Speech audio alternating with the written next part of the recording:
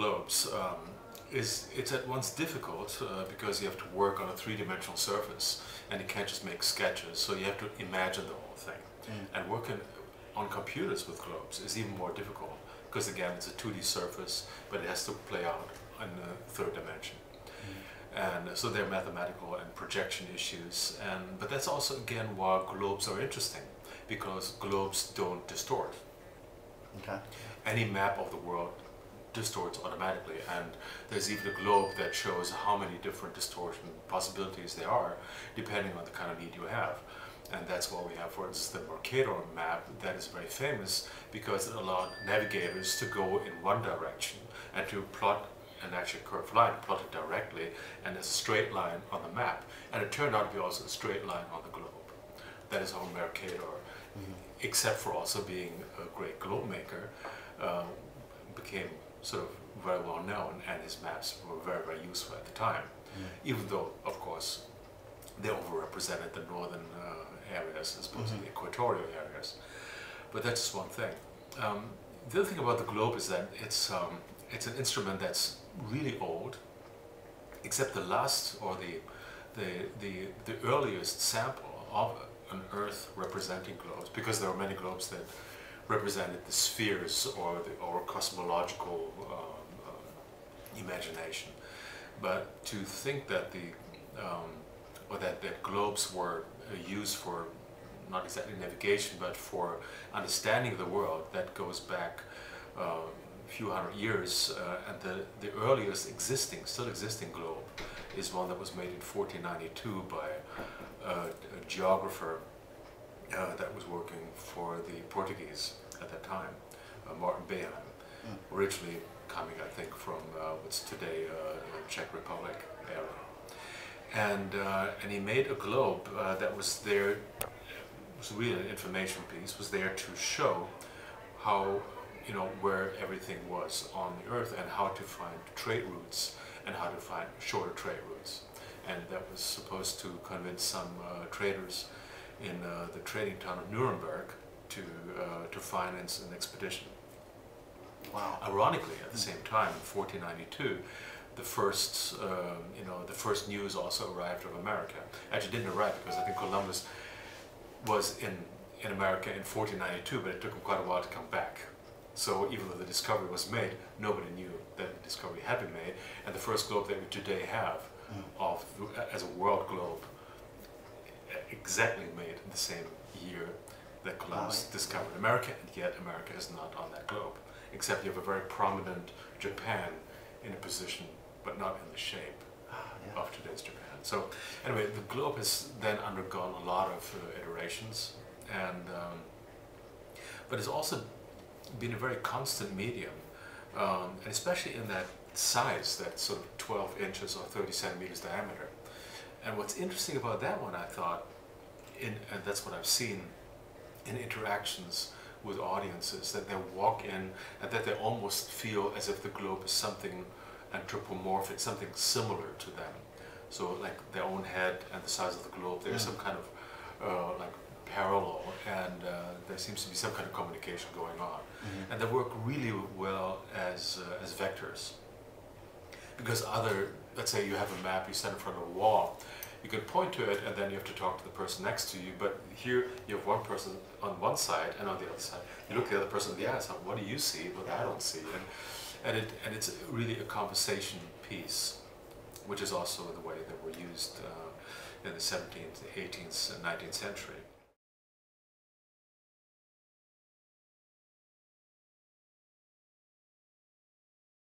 I just discovered that because there was this thing about globes that I thought was very individual.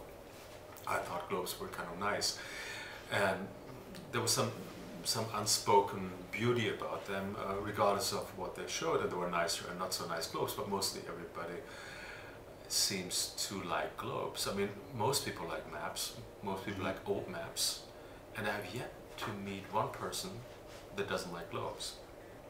It's a very strange platform that you seem to be able to use to convey just about any kind of content. That people will look at something that's round, that's colorful, that's illuminated on top of it. It will just draw people's attention. It's an ideal medium. It's a good channel. It just goes in relatively easily, even though a lot of people have complained about, well, these are such nice-looking globes, and then you look closer, and then you see all the horror that goes on in the world, all the issues. But then again, that's like the nature of news. That not that I'm mapping out news events, but that the issues that we're interested in are problematic.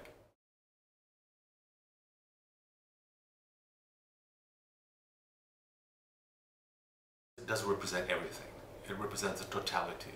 So you can't just say, okay, I'll make a globe about the interrelationships of trade and commerce and communication in Europe. That's not a globe, because then you leave everything else untouched. So to make a thematic globe, you have to have information about what is going on everywhere on Earth. And you need to pretty much have data for every country, if you do it country by country or region by region, but you have to have the synoptic view. And that makes it very interesting and challenging.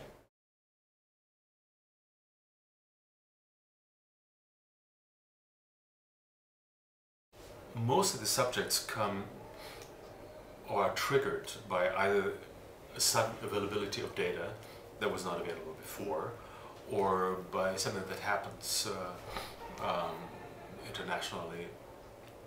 It's a subject in the news or some other interest, and then you wonder, what does it look like in other parts of the world? What is the proportion, the scale or dimension of this issue? And then I'm trying to do my research, and then we're making these globes.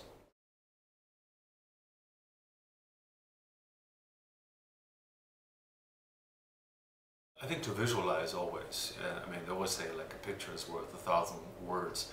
So that's something that's interesting because it's efficient and it's fast, and you can grasp a lot of contents, and you don't necessarily get the details, but you get the big picture, and that's the important thing.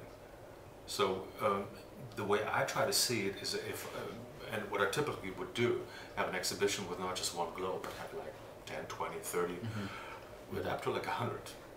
And even though that's maybe a little bit much, but if you have like 30, 40, 60 globes, people look globe by globe by globe, and then they go back.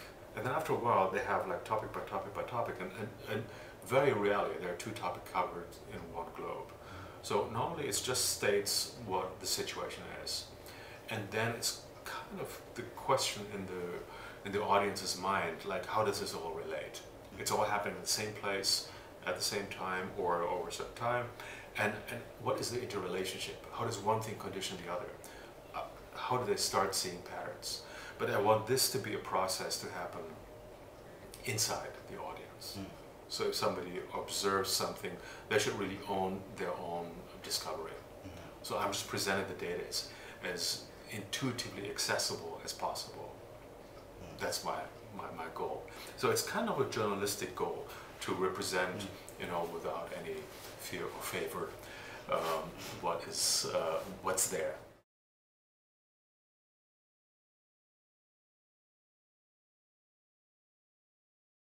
I never put like two red globes next to each other. Okay. And I want some people to confuse them, and to just get a visually balanced field. But otherwise it's totally random. And the randomness, I think, is important, because there is really no, unless you want to lead somebody, unless you want to make an argument, which I really don't want to make. I want people to be able to draw on their own memory of these globes, onto information that they have perceived, and that becomes sort of, or is distilled into an icon, and is memorable as an icon. That becomes almost like a key on the piano that you can play with in your head, and then you can bring up all these as arguments or as supports, or something that perhaps also just illustrates that perspective, to look at issues in a global manner, and not just as a local phenomenon.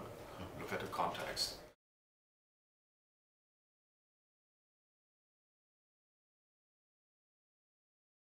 That was the interesting thing.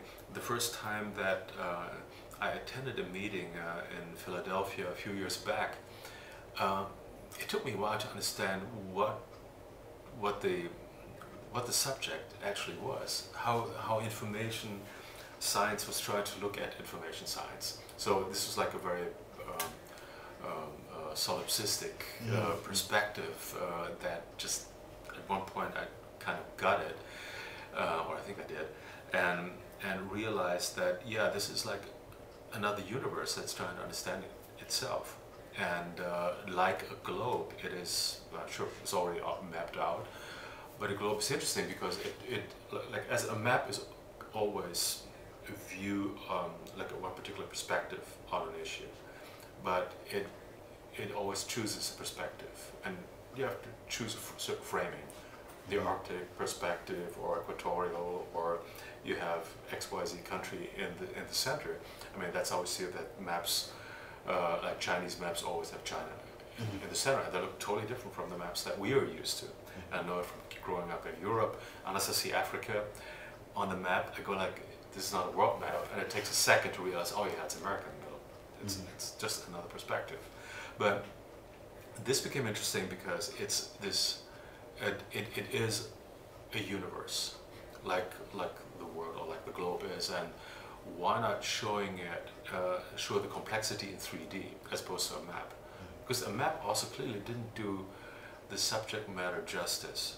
It seemed that there were a lot of connections that would, you know, not really play out on a map, because things that, and that's the beauty of a globe again, is that things that can be really far away, but they can, from one point of view, on the other point of view, they're very close. Over here. And this kind of warping in another dimension was something that I thought would really do very, very well. And I suggested that, and I think, I mean,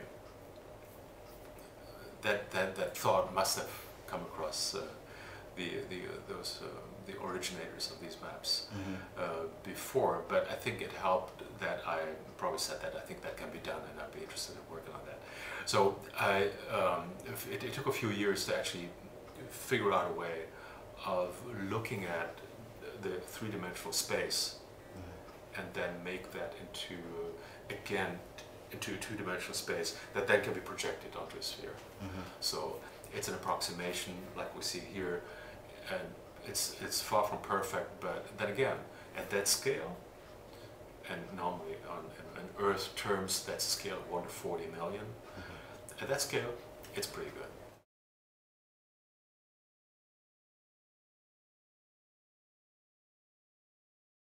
Science on the Sphere is interesting because it's a new tool, relatively new tool. It's only a few years old. There are only a few of them available right now in other countries. They have slightly different systems, and a few years back, I was commissioned by the Japanese. It was the museum they call Miraikan.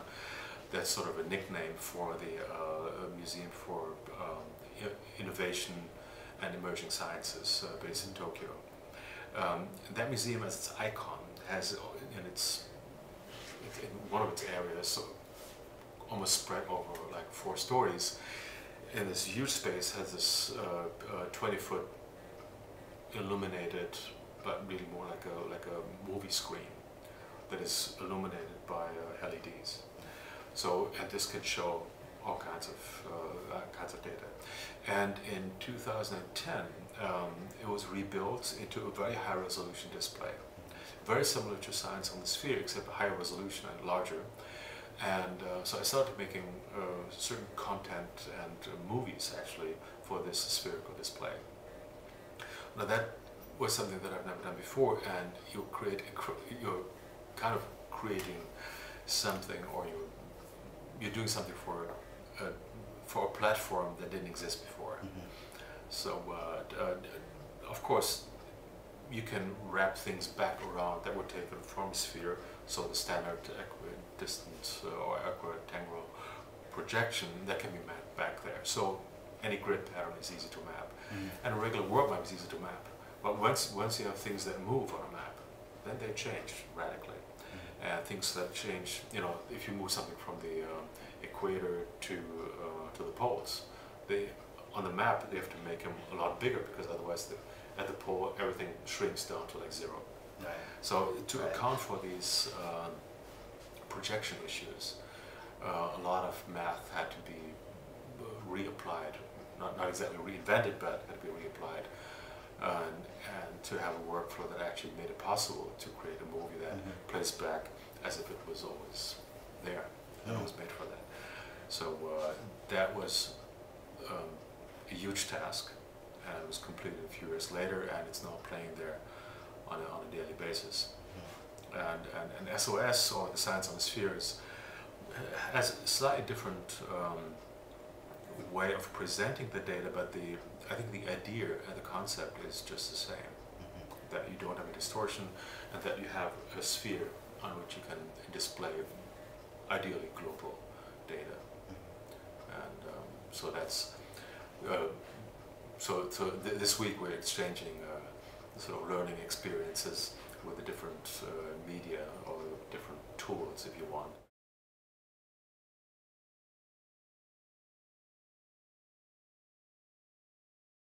The exhibit followed this, I think it was like, this meeting in Philadelphia, and I got so interested in the subject matter that I was trying to contribute something to that because it was kind of right down my alley, so to speak, and especially because I'd already at that time made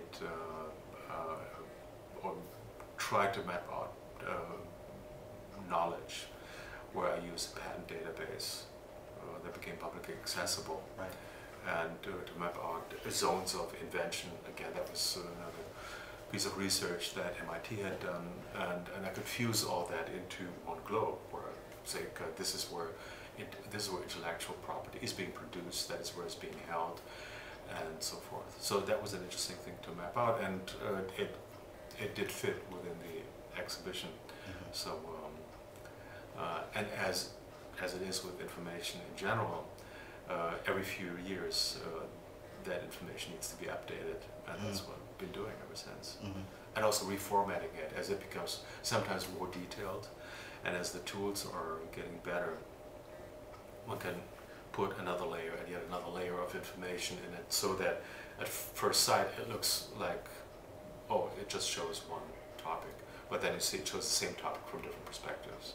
So it became more dense over the last 6 years. And then again, in the context of this exhibition, that is all about maybe the structuring of information and the visualization, and how to use visualization to structure information and to make information accessible. That became an interesting topic. And in some sense, one of the approaches really puzzled me initially, because it assumed that authors, that individuals, kind of own that information when they're creating it, and they kind of represent that information, and that they as a person stand for that information, or to say that invention, because they're the patent holders or they're the author of the paper and so forth. So then that you can have what I always thought was neutral information, or the body of mankind's knowledge. Now this knowledge is actually embodied, physically embodied in these people at the time when they're inventing it. And I found that very interesting, that this is almost goes back to a notion of the master, of somebody who really knows his craft, or his sphere of knowledge. And from my many visits and encounters with Japanese culture, I understood that that is also how the Japanese society as a culture structures and preserves information, as there's always one person that is considered by pretty much everybody to be at the top of his game and at the top of his field. And that person, through this person, all new information has to go, and he is to, almost like a clearinghouse, has to accept it and then make it part of his body of knowledge. And then this person stands there as the representative. So that was something that I've actually, through places and spaces, exhibition, became more aware of, in terms of the structuring of also cultural knowledge, and the personal embodiment of information, which is almost antithetical to what I thought our sort of modern times represent, where information is stored on hard drives and books and whatnot, and where it's sort of non-personal, where Mhm. where all this where all science wants to be interpersonal and objective. Mhm. But it is a subject and a subjective perspective that is embodying, and that is the authority in the end. Mhm. So we still need that for information to be knowledge. Mhm. And I think that is also the message of that exhibition, that even though it's all about information and knowledge, but it is actually the human Mhm. that represents it, and that has to structure it and embody Yeah. that knowledge.